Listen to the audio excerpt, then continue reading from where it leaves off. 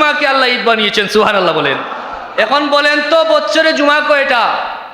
52টা জুমা আছে। কয়টা? 52। 5 10 2 52। এখন যারা বলে 2 ঈদের পরে আর কোনো ঈদ নাই, এই কথার কোনো ভিত্তি নাই। রাসূলুল্লাহর হাদিস, আরফার দিন, কুরবানির দিন, আইয়ামে তাশরিকের দিন রাসূলুল্লাহ বলেছেন মুসলমানদের জন্য ঈদের দিন। বলেন সুবহানাল্লাহ। এখন ঈদকে অস্বীকার করতে গিয়ে বলে ঈদ, এই ঈদে মিলাদুন্নবী আবার কেমন ঈদ? ওই ঈদের নামাজ কোথায়? আচ্ছা বলেন তো, আরাফাকে আল্লাহর নবী ঈদ বলেছেন 9 জিলহজ, তো 9 জিলহজে কোনো নামাজ আছে? এই সেন্সটুকু নাই যে সব ঈদ থাকলেই নামাজ পড়তে হয় না, আর সব ঈদ থাকলেই খাইতে হয় না। এমনও ঈদ আছে যে ঈদ রোজা দ্বারা পালন করতে হয়, আছে না নাই? আরাফার ঈদকে আমরা রোজার মাধ্যমে পালন করি, কথা ঠিক না বেটি? বলবে আমরা রবিউল আউয়ালকে ঈদ বলি, আবার ওই দিন নাকি আমরা হালুয়া খাই, রুটি খাই, জিলাপি খাই, বলে কি বলে না? বলে হ্যাঁ খাই, আরো বেশিই খাবো। যদি তোমার জ্বলে জ্বলতে থাকুক অসুবিধা নাই, কারণ রাসূলুল্লাহর পছন্দ হচ্ছে হালুয়া। রাসূলুল্লাহ মিষ্টান্নকে পছন্দ করতেন। ওই মিষ্টিকে যদি কোনো মানুষ এনকার করে, আল্লাহর হাবিবের পছন্দের কোনো জিনিসকে কোনো মানুষ যদি অবজ্ঞা করে, তার ইমানে খতরা আসবে কি আসবে না? যে ঈদে মিলাদুন্নবীর যারা বিরোধিতা করে থাকেন, তাদের আপত্তি সমূহের মধ্যে অন্যতম একটি অবান্তর আপত্তি হচ্ছে যে মিলাদের সাথে ঈদ শব্দ ব্যবহার করা যাবে না। তারা কি বলতে চায়? এমনভাবে বিরোধিতা করে বলতে চায় যে মুসলমানের ঈদ হচ্ছে 2টি, এখন বেদাতিরা নিয়ে আসছে আরেক ঈদ, এরকম বলে কি বলে না? যে এই ঈদ কোন ঈদ? বলে এই ঈদ সেই ঈদ যে ঈদের কারণে সকল ঈদ, কথা ঠিক না বেটি? যদি রাসূল পাক সাল্লাল্লাহু আলাইহি ওয়াসাল্লামের আগমন না হতো, তাইলে ঈদুল ফিতর আসতো না, ঈদুল আজহা আসতো না, আসতো? তাইলে আল্লাহর হাবিবের আগমন হয়েছে বিদায় আমরা ঈদুল ফিতর পেয়েছি, ঈদুল আজহা পেয়েছি। এবং মিলাদুন্নবীর বিরোধিতা করতে গিয়ে আল্লাহর নিয়ামতকে অস্বীকার করতে চায় কিছু মানুষ, বলতে চায় 2 ঈদের বাইরে আর কোনো ঈদ, জুড়ে বলেন আছে না নাই? আছে, কিন্তু ওরা বলে নাই, জুড়ে বলেন নাউজুবিল্লাহ। এটা রাসূল পাক সাল্লাল্লাহু সরাসরি হাদিসের বিরোধিতা, সাহাবায়ে কেরামের বিরোধিতা। অথচ আমরা প্রায়ই এই ব্যাপারে মোটামুটি অবগত হয়ে গেছি। রাসূলুল্লাহ এবং সাহাবায়ে কেরামের বিরোধিতা করে কোনো মানুষ ইমানদার হতে পারবে? তো রাসূলুল্লাহ বলতেছেন হাযা ইয়াউমু ঈদ, জুমার দিনের ব্যাপারে সহিহ হাদিস মওজুদ আছে। জুমার দিনকে আল্লাহর হাবিব নিজে বলেছেন হাযা ইয়াউমু ঈদ জাআলাহুল্লাহু লিল মুসলিমিন আও কামা ক্বাল আলাইহিস সালাতু ওয়াস সালাম। রাসূলুল্লাহ স্পষ্ট বলতেছেন এই দিন ঈদের দিন। কোন দিন? জুমার দিন। এটা আল্লাহ পাক মুসলমানদের জন্য ঈদ বানিয়েছেন, বলেন সুবহানাল্লাহ। তাহলে যারা ঈদ মানবে তারা কারা? মুসলমান। এই ঈদ মুসলমানদের জন্য, স্বয়ং রাসূলুল্লাহর হাদিস। আল্লাহ এটা মুসলমানদের জন্য ঈদ বলেছেন।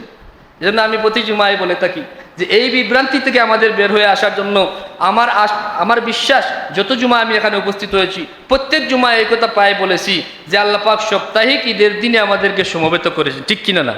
কারণ ওই যে অসত্য কথা এমনভাবে প্রচার করা হয়, এখন মিম্বর যদি বড় হয়ে যায় আর আপনি ওই বড় মিম্বরে গিয়ে মনে করেন আপনি যাচ্ছে তাই ডেলিভারি দিয়ে দিবেন আর ওটাই আমরা গ্রহণ করব, এটা হতে পারে না।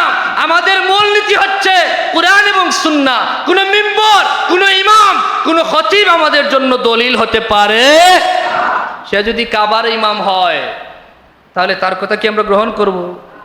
আমরা গ্রহণ করব কুরআন সুন্নাহর কথা, কারণ এর নজির আছে।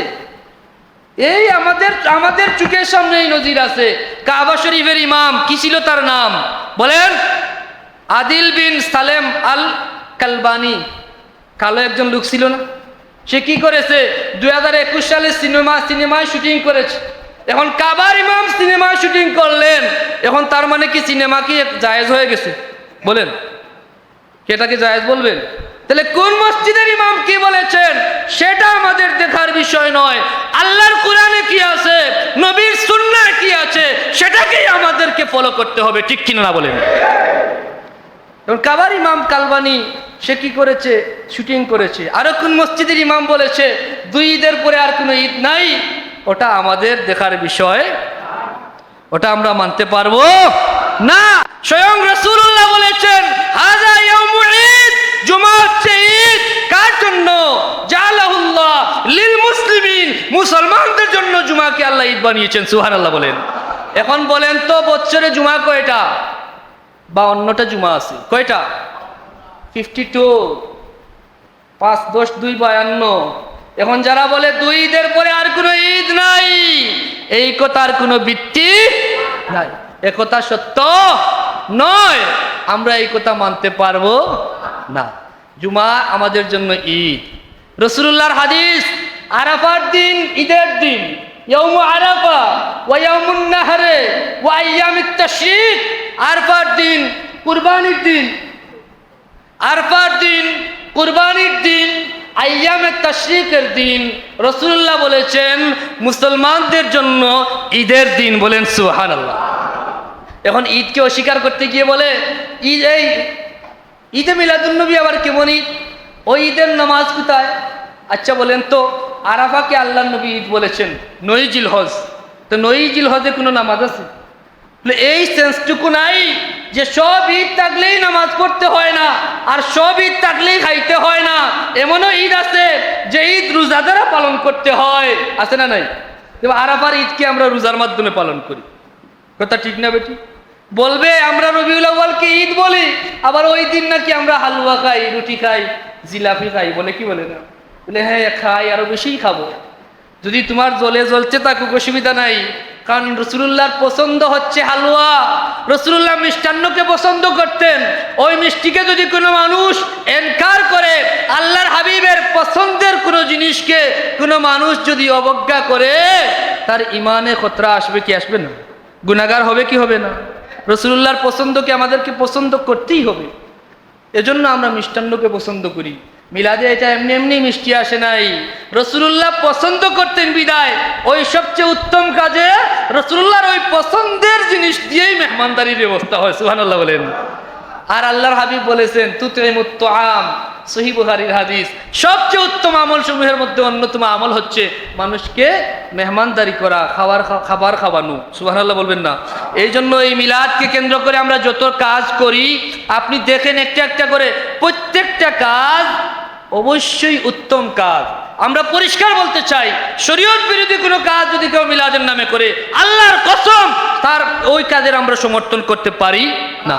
কেউ যদি ব্যান্ড পার্টি নিয়ে আসে বলে আমরা মিলাদ সেলিব্রেশন করব, কেউ যদি কেক নিয়ে খ্রিস্টানের মতো বাতি জ্বালিয়ে আর হ্যাপি বার্থডে বলে, ওটা আমরা সমর্থন করতে পারি না। কিন্তু আমরা যে মিলাদ উদযাপন করি, ওই মিলাদে আল্লাহর কোরআনের তেলাওয়াত হয়। কোথায় আছেন এমন মুফতি আল্লাহর কোরআনের তিলাওয়াতকে কি করবেন? ওইটাকে নিষেধ করার কোনো ফতোয়া দিতে পারবেন? ওটা খারাপ কাজ বলতে পারবেন? অস্বীকার করতে পারবে? আমরা রাসূলুল্লাহর দুরূদ ও সালাত পাঠ করি, এটা আমাদের মূল লক্ষ্য। আল্লাহর হাবিবের ওই মিলাদের বরকতময় আলোচনা করি।